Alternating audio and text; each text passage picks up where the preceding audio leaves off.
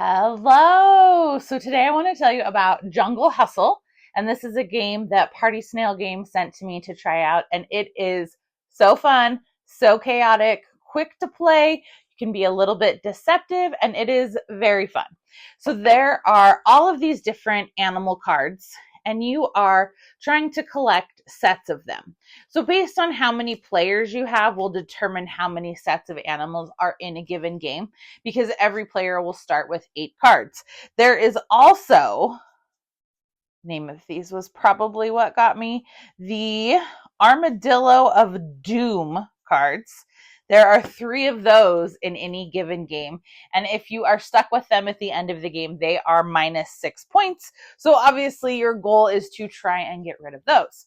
So you're going to have your hand of 8 cards, and you can, whenever everybody says go, you pick up your cards, you look at them, you decide how you want to arrange them, and you can at any point offer to trade cards with another person. So you can lay down sets of 3, 4, or 5. Those are the only options, and every player gets a player aid card to remind them of that.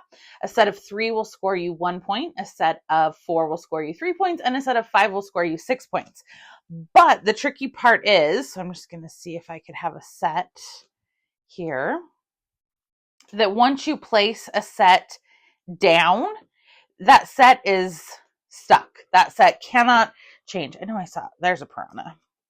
So if I laid down this set of 3 piranhas, I can never add 4 or 5 cards to that, more cards to it to make it that. It is a set of 3. However, I could play an additional set of 3 and that would score. So that's one of the tricky things, is that once you play a set, that's it. Well, why would I want to play a set before I have the full amount of points? Because once the draw pile is empty and one player gets rid of all their cards, they'll stop. Game is over. Not game, round is over. They get 8 bonus points. So I may need to be getting cards out of my hand.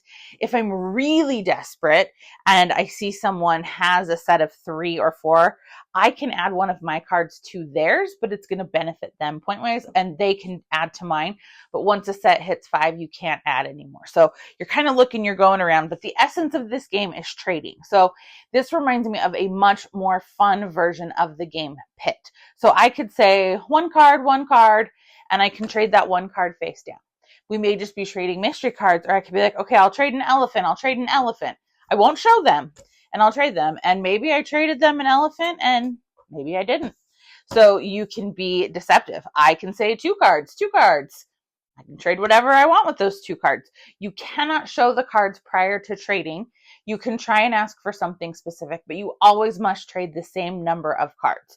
So that's interesting too. I could trade 4 cards if I wanted.